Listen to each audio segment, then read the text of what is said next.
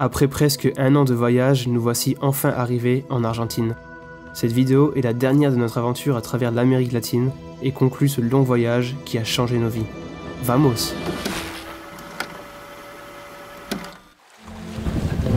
Salut, là c'est moi, Yann. Ça fait maintenant plusieurs années que je suis passionné de voyage et d'images. Avec mes deux potes, Alex et Tom, on a entrepris un voyage à travers l'Amérique latine, de Mexico jusqu'en Argentine. Des aventures et des rencontres incroyables nous attendent. Si tu aimes le voyage et la découverte, tu peux t'abonner pour suivre nos péripéties en Amérique centrale et du Sud.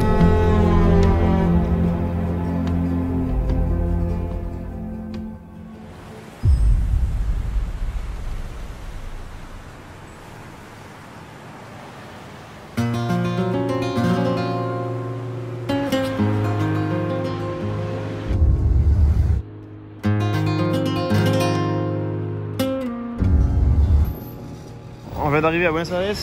Ouais. Et là, on est dans la rue d'appartement. C'est très sympa. Pas trop mal. Regardez ça, tac. Il s'est léché dessus par un pigeon. Il est con. Ça va? Ouais, ça va. Je me suis pris une porte vitrée avant. C'est bien ça. Mieux, hein.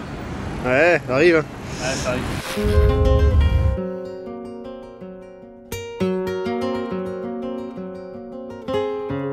Bon les amis, on est arrivé hier à Buenos Aires en Argentine. On a passé la frontière de la Bolivie à l'Argentine avant-hier.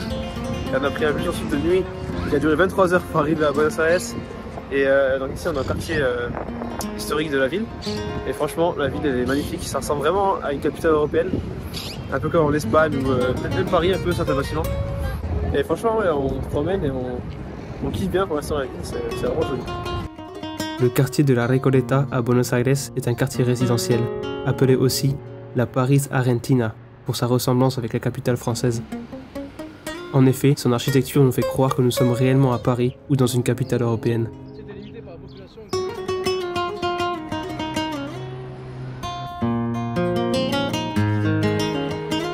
Buenos Aires est également la mégalopole comptant le plus de théâtres et d'opéras au monde.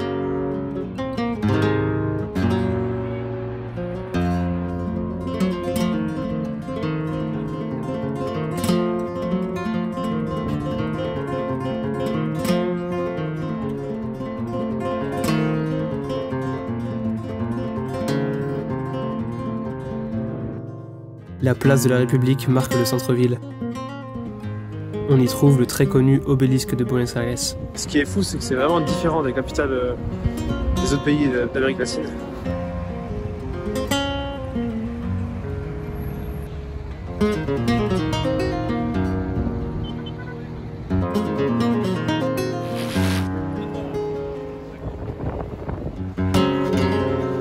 Je peux pas te poser, Jean. Non? Ah ouais, c'est bon? Ouais, c'est bon. Ouais. Il y a un salon, salon Comedor. Par contre, ce qui est vraiment stylé dans cette ville, c'est qu'on peut prendre des cafés, des bons cafés, un peu partout dans la ville, n'importe où. Et ce qui est bien aussi, c'est qu'il y a beaucoup de pâtisseries. Ça, nous, on adore. Dans le quartier de la Recoleta se trouve également un cimetière, connu pour son architecture funéraire impressionnante.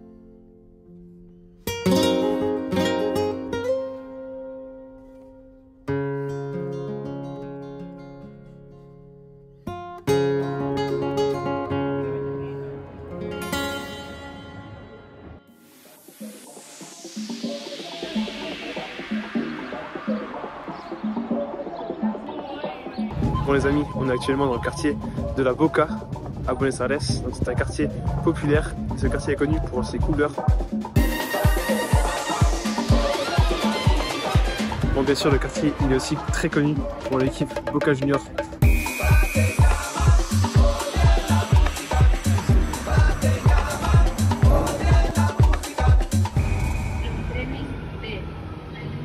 Plus loin dans la ville se trouve le quartier de Palermo, où les rues sont revêtues de street art et où il y flotte un air de bon vivre.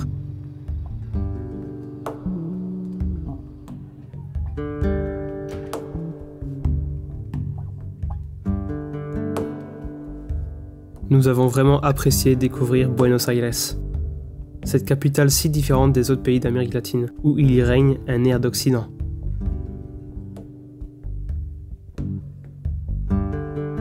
Il est à présent temps de mettre les voiles pour découvrir une des merveilles de la nature.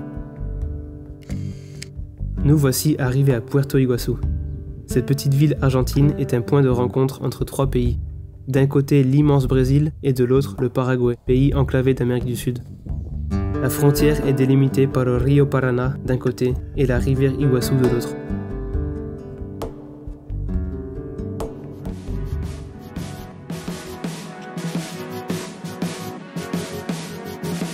Cet endroit de la planète est connu pour les fameuses chutes d'Iguazú, site naturel inscrit au patrimoine mondial de l'UNESCO. Nous sommes abasourdis par ce lieu, la nature y est luxuriante et les animaux sauvages y sont légion.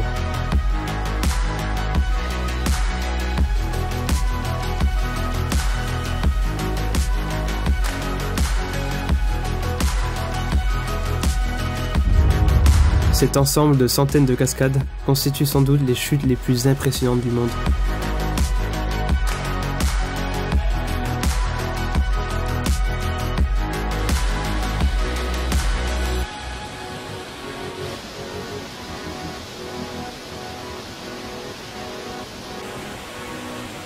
Nous quittons le pays du tango pour rejoindre le pays de la samba. Bienvenue au Brésil, à Sao Paulo.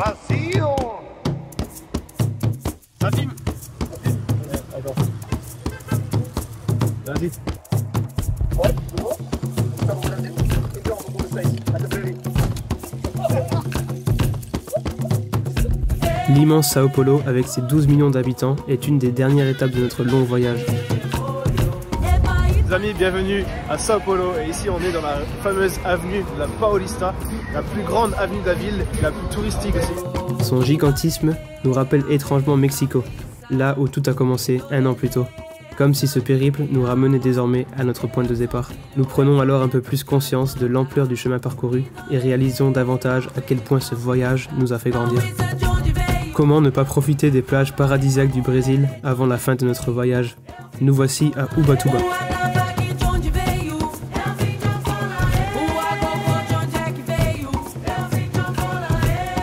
Bienvenue à Ubatuba. Non mais regardez-moi ce cadre, c'est une dinguerie. On est actuellement à Ubatuba, au Brésil, à environ 3 heures de Sao Paulo. Et franchement, les plages ici, j'ai jamais vu des plages aussi belles que ça.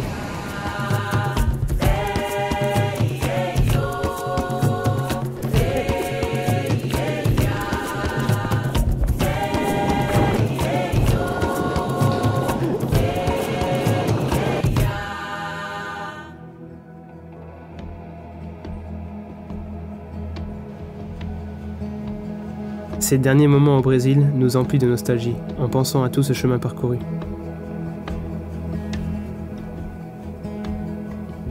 Notre périple d'un an nous aura fait parcourir plus de 10 000 km, gravir des sommets aux neiges éternelles et d'autres couverts de magma fraîchement éructés, dormir à la belle étoile dans des déserts et à même le sol dans la forêt amazonienne, naviguer dans les eaux turquoises caribéennes et dans des rivières infestées de crocodiles, et réaliser encore bien d'autres entreprises bien trop longues à énumérer.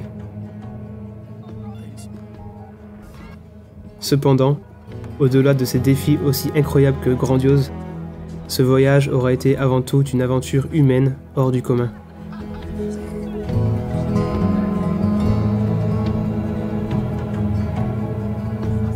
Nous tenons sincèrement à remercier toutes les personnes ayant participé de près ou de loin à la folie des Racloritos. Nos bien-aimés compagnons de voyage, comme les personnes rencontrées sur notre route.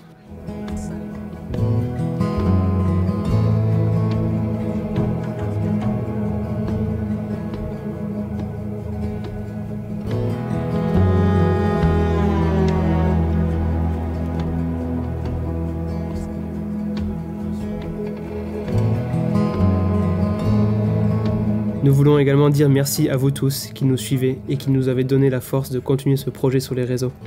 Il est désormais temps pour nous de tourner la page en espérant que notre aventure vous aidera à écrire la vôtre. Hasta luego!